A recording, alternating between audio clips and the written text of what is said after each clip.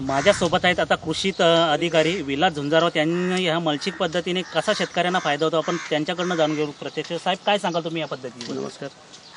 ही पद्धत शेतकऱ्यांसाठी खूप सोयीची आहे, कारण आजकाल मजुरांचा खूपच अडचण निर्माण झाली. मजूर वेळेवर मिळतात परंतु वेळेवर मिळत नाहीत, त्यामुळे जी तोडणी करायची ती वेळेत होत नाही, कुठलीही कामं वेळेत होत नाही, त्यामुळे शेतकऱ्यांचं बरोबरच नुकसान होतं.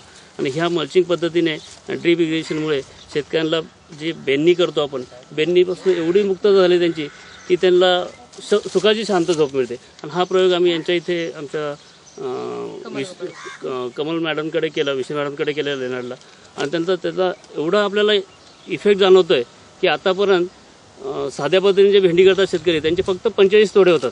आतापर्यंत त्यांचे 60 तोडे झालेले आहेत. आणि पुन्हा आम्ही त्यानंतर त्यांचा खोडवा करण्यासाठी सांगितलं, त्यांना खोडवा पीक घ्या. तर खोडवा पीक घेतल्यानंतरही त्यांचं उत्पन्न सुरू झालं आहे. आणि हे आमच्या अंदाजाप्रमाणे अजूनही याच्यातनं त्यांना 25 ते 30 तोडे कमीत कमी तेवढे निघणार आहेत. आणि त्यांना खूप 1 किलो बियामध्ये जवळजवळ आतापर्यंत त्यांना 40,000 रुपये नुसता फायदा झालेला आहे.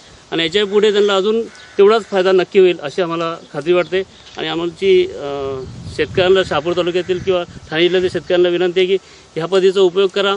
आणि जिल्हा परिषद किंवा शासनाकडून या ड्रीप आणि मल्चिंगसाठी जर अनुदान मिळालं शेतकऱ्यांना तर शेतकऱ्यांचा खूपच फायदा होणार आहे. कारण याचं इनिशियल इन्व्हेस्टमेंट जास्त आहे.